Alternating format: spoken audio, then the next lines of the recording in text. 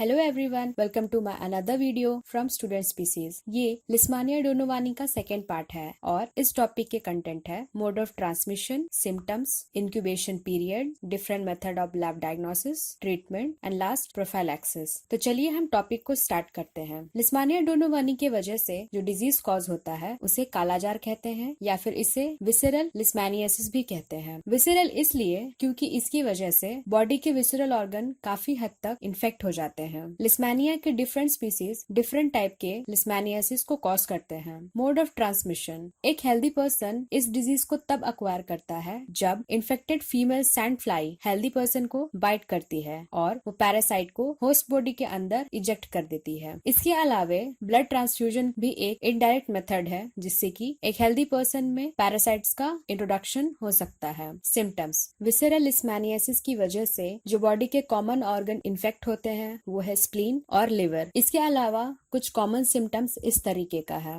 Pyrexia, infection के initial stage में ये पर्सन में फीवर को कॉज करता है जो कि आइदर डिसकंटिन्यूअस और कंटिन्यूअस होता है। सेकेंड है स्प्लीन इनलार्जमेंट, जब इन्फेक्शन बढ़ जाता है तो ये काफी हद तक स्प्लीन को इन्फेक्ट करता है और इन्फेक्शन की वजह से स्प्लीन का साइज इंक्रीज होते जाता है। लिवर इनलार्जमेंट, इस इन्फेक्शन की वजह से लिवर भी इन्फेक्ट हो जाता है और ये लिवर का साइज को इंक्रीज कर देता है। ये स्प्लीन से थोड़ा कम ही इन्फेक्ट होता है। एडवांस केसेस में इन्फेक्टेड पर्सन का जो स्किन होता है वो ड्राई, रफ और डार्कली पिगमेंटेड हो जाता है। अनेमिया, लिस्मानियासिस की वजह से एनीमिया भी कॉज होता है जो कि आरबीसी के डिस्ट्रक्शन में और आरबीसी के नंबर के काउंट में काफी हद तक डिक्रीज शो करता है। अब चलते हैं इंक्यूबेशन पीरियड की तरफ। इंक्यूबेशन पीरियड एक पीरियड होता है जो कि इन्फेक्शन स्टार्ट होने के बाद पहला सिम्टम्स जब डिस्प्ले होता है तो इसके पीरियड को इंक्यूबेशन पीरियड कहते हैं।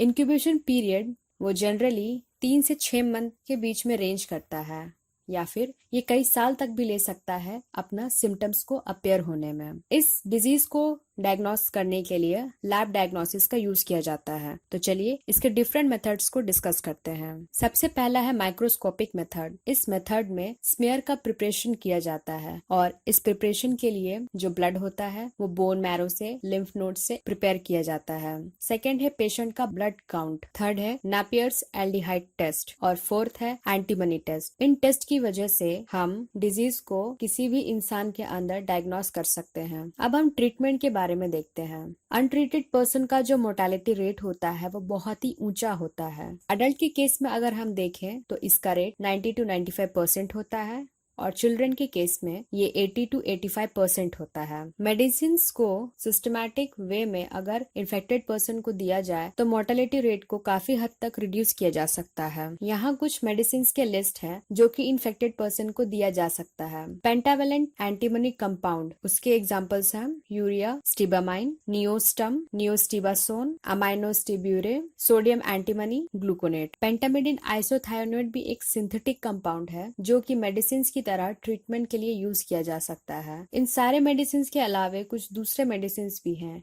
जैसे कि एम्फोटेरिसिन बी, मिल्टेफॉसिन, इंटरफेरोन। अब हम प्रोफाइलैक्सिस को देखते हैं कि कैसे इसे हम कंट्रोल कर सकते हैं। वेक्टर का जो पॉपुलेशन एरिया है उसमें इंसेक्टिसाइड का यूज करने से। दूसरा है सोते समय हम मॉस्किटो नेट का यूज करें। तीसरा है विंडो स्क्रीनिंग लगाए जिससे कि जो सैंड फ्लाई है वो घर के अंदर इंटर ना कर सके। हमें नीचे या जमीन पे नहीं सोना चाहिए। पेशेंट को प्रॉपर मेडिकेशन प्रोवाइड करना चाहिए और टाइमली प्रोवाइड करना चाहिए। ऐसा एरिया जहाँ पे डॉग रिजर्वायर का काम करते हैं ऐसे स्ट्रीट डॉग्स को मार देना चाहिए। तो ये था मेरा आज का video related to Leishmania donovani. अगर आपको ये वीडियो इन्फॉर्मेटिव लगे तो प्लीज इसे अपने दोस्तों के साथ जरूर शेयर करें and thank you for watching my video.